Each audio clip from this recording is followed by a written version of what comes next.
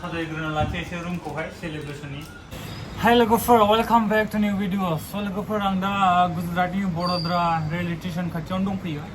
मोनसे पुलिस थाना दं बे स्टेशन खाथियाव, बिनि एसे सिगाङावहाय एमपी हटेल मोनसे होननाय दङ लोगोफोर। बेयाव दङ दा स्किजांजों। ओमफ्राय दिनै मा डे नोंसोर बयबो मिथिखागौ नङा होमबा? दिनै आंनि सेलिब्रेशन दङ। मोनानि 8टा PM आव जागोन आरोना राइडआवहाय। दा रुम बुकिं खालामजोब्बाय। बेनिफ्राय फैनाय समावथ' बिराद खस्थ' मोनबाय, अखाजों अखा। दा नै रुमावहाय कारेन्टबो गैया, दुगैनो मानो लांथियासो दं। ओमफ्राय गस्लासे सिबिजोबदों, गस्ला दंफाय नै दा फोरानना दोनदों बेयावहाय नै। ओमफ्राय गाननायखौ जोङो एक्सट्रा दानि शपिं खालामना लाबोबाय। ओमफ्राय बे भिडिअखौ सोर सोर नुहैदों बयबो फैलायदो ना लोगोफोर, दान्दिसे इन्ट्रेस्टनि इन्जयनो। लाइफआवहाय फार्स्ट टाइम बेबायदि सेलिब्रेसन खालामगोन आङो लोगोफोर। ओमफ्राय दा रुमखौथ' बुकिं खालामखाबाय खालामनाया। ओमफ्राय रुमावनो बेयावनो जागोन आरो रुमनि कन्डिसनखौ देखायनि। दा कारेन्ट गैया, रुमनि कन्डिसना बेबायदि आरो लोगोफोर, बेबायदि। बेयाव फुरा जोङो साजायजोबगोन। लोगोसे आं स्के लाफादों। स्केयाबो जोंना माने सिगांनो थानाय जिथुनाखि हस्पिटाल बेयावनो थायोमोन। ओमफ्राय आं हारसिं जागोन ना, बेनिखायनो लाबोदों। दा जोङो नैबे रुमावहाय एकदम फुरा साजायजोबगोन आरो ना।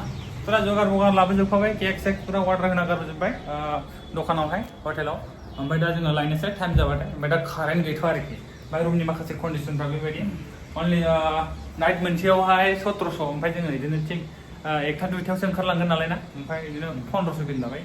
दा सिखायाव नै भिडिअ केमेरा होना लागासिनो। नोंना मा नाम मोन दे इ चेनेलना एसे खिन्थादो। आंना फेसबुकनि नामा माबा इउनिक ब्लग। इउटुबालाय? इउटुबा दा गैथ'आ, माने खुलिना दोनदो आरोना, दा भिडिअ हगारथ'वाखै बेयाव। लोगोफोर फल' खालामना होबानो जाबाय। आं बे भिडिअनि कमेन्ट बक्सआवहाय आङो बिथांनि नामखौ मेनसन खालामना होगोन। माने सुखियाबो बेयावनो थायो आरो, गुजरातआवनो। सिगां हस्पिटालाव थायोमोन। मेंबायलै अखाजों अखा बाइक सालायबोनानै, कारेन्टबो गैया, हटेलानो फाग्ला खालामबाय। ओमफ्राय जोङो दसे थानानै फुरा साजायनोसै, दसे आराम खालामदों, मेंबाय। उफ या बाब मोदोमा माथो या हारा स्राव ओंखारो। अके लोगोफोर, दायो जोङो साजायग्रोना लानोसै एसे रुमखौहाय सेलिब्रेशननि। बेलुन लाबोजोबखाबाय ने। ओमफ्राय नै बेयो आलदा रोखोमनिलाय आरोना। बेनि सिङावहाय माबा बिबार मोनखायो, नै बेखौ सोनांगौ आरोना। ओमफ्राय सिफ्रुना होयो खोमा आरो। ओमफ्राय दा बेखौ सोग्रोनि बेलुन सिङावहाय। दा सुखांजोब्बाथाय सेयार खालामसै। सुना लाग्रोनि बेलुनखौ माबायदि नाङो ना। अके जायगाफ्रा नै।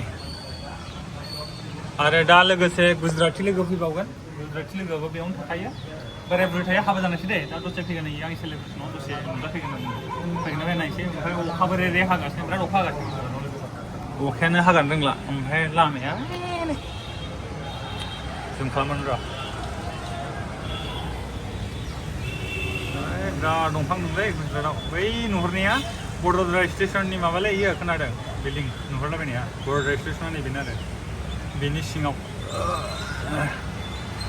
ओमफ्राय गेटखौबो नुहुरबावोसो मा, ओइ नै खावसेल' नुहुरो गेटआ, नैबेनो स्टेसननि गेटआ खावसेल' नुहुरो। एखे जोंना नै बन्दुआ बिलुन खावगासिनो स्टेसनजिबा।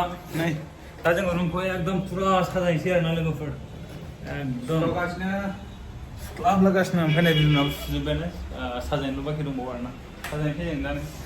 अके लोगोफोर, जियानो जादोला दा जोङो रेडि खालामबाय। जानला मोनला बेखौथ' दा जोङो ओरैनो सिफुंजोबखागोनसो नङा होमबा सेलिब्रेसननि। लास्टआवहाय थुम थामनो जियानो जादोला। टाइमा 8टा PM आव।